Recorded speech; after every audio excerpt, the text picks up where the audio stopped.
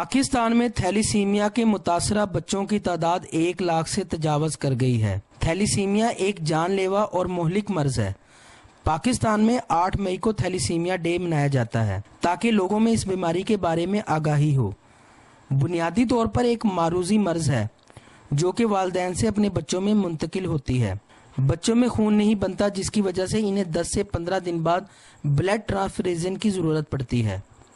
Doctor फलकीर साहब का कहना है, अस्सलाम वालेकुम। हम अभी DHQ के थैलेसीमिया सेंटर में मौजूद हैं। ये हमने जो सेंटर है ये जून 2010 में स्टार्ट किया था। तो अभी हमारे पास यहाँ 547 बच्चे जो हैं रजिस्टर्ड हैं। इस मर्ज के बच्चे पैदा ना हों इसके लिए एक टेस्ट किया जाता है शादी से पहले होने वाले मियाँ बीवी का, जिसका नाम है जेनेटिक सीरीजन। डॉक्टर यूसुफ साहब का कहना है, ये बेसिकली हमारे पास तकरीबन सरगोदा, जहांग, चनियोट, बुवाना यानी जो पेरिफेरल एरिया वहाँ से बच्चे आ रहे हैं। मोस्टली ये बच्चे जो होते हैं गरीब फैमिली से ताल्लुक़ रखते हैं।